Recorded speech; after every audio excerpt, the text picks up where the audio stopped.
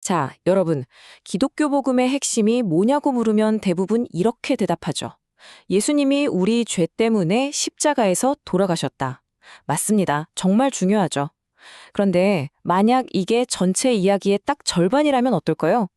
오늘 우리가 나눠볼 이야기는 바로 그 나머지 절반, 우리가 놓치기 쉬운 그 진짜 핵심에 대한 겁니다.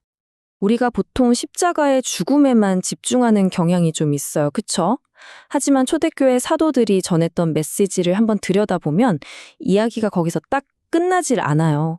그들에게는 십자가만큼, 아니 어쩌면 그 이상으로 중요한 다음 이야기가 항상 따라붙었습니다.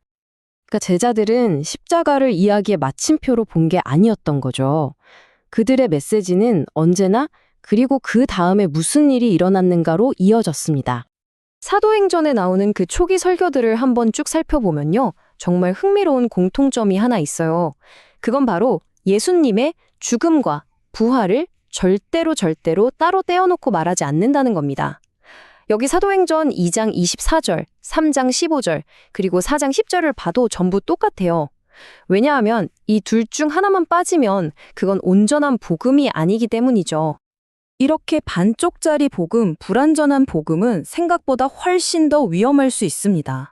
사도 바울이 고린도후서 11장 4절에서 정말 강하게 경고했거든요. 자칫 잘못하면 우리가 완전히 다른 예수, 다른 복음을 믿게 될 수도 있다고요. 자, 그럼 도대체 부활이 뭐길래 이렇게까지 중요하다고 하는 걸까요? 그냥 와, 죽은 사람이 다시 살아났대 하는 어떤 놀라운 기적? 그 이상의 의미가 있다는 겁니다. 이걸 이렇게 한번 생각해보면 쉬워요. 부활은 뭐냐면 하나님 아버지께서 예수님의 십자가 희생에다가 쾅 하고 공식적으로 도장을 찍어주신 사건이에요. 이 희생 유효하다. 모든 죄값을 다 치렀다. 라고 온 우주에 선포하신 일종의 법적인 공증이라고 할 수 있죠. 그러니까 보세요. 만약에 부활이 없었다면 십자가는 그냥 한 의인의 안타까운 죽음, 비극으로 끝났을 거예요. 하지만 부활이 있기 때문에 그 십자가가 비로소 죄에 대한 완벽하고도 법적인 승리가 되는 겁니다. 성경도 이 점을 정말 분명하게 말해주고 있어요. 고린도전서 15장 17절을 보면 이렇게 나와 있습니다. 그리스도께서 다시 살아나신 일이 없으면 너희의 믿음도 헛되고 너희가 여전히 죄 가운데 있을 것이요. 와, 정말 강력한 말이죠. 한마디로 부활이 없으면 우리의 믿음 자체가 그냥 아무 효력이 없다는 거예요. 오케이, 좋습니다. 이제 부활이 왜 중요한지는 알았어요. 그런데 여기서 이야기가 끝나면 안 됩니다. 한 단계 더 깊이 들어가 봐야 해요. 바로 이 질문. 그래서 그 부활이 대체 어떤 종류의 부활이었냐 하는 거죠. 이게 왜 중요하냐면 정말 많은 오해가 바로 이 지점에서 시작되거든요. 그리고 오늘날 수많은 이단들이 바로 이 부분을 교묘하게 파고들기 때문입니다. 한번 상상해 보세요. 부활하신 예수님을 처음 딱 마주친 제자들 어땠을까요? 너무 놀라서 유령인 줄 알았어요. 성경에 영으로 착각했다고 나오죠.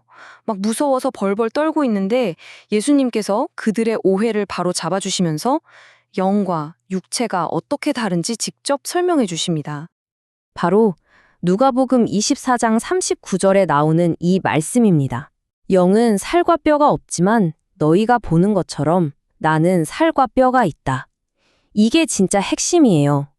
다른 누구도 아니고 예수님 본인이 직접 자신의 부활이 무슨 영적인 현상 같은 게 아니라 만질 수 있는 살과 뼈가 있는 명백한 육체의 부활이라는 걸 증명해 보이신 거죠. 자, 그리고 이 육체적인 부활이라는 사실이 미래, 특히 예수님이 다시 오실 재림에 대해서 어마어마한 의미를 갖게 됩니다. 한번 생각해 보세요. 영은 우리 눈에 보이지 않잖아요. 그쵸? 그런데 사도행전 1장 9절을 보면 제자들이 예수님의 몸이 하늘로 올라가는 걸 구름에 가려서 더 이상 안 보일 때까지 눈으로 똑똑히 지켜봤다고 기록되어 있어요. 이건 육체가 아니면 불가능한 일이죠.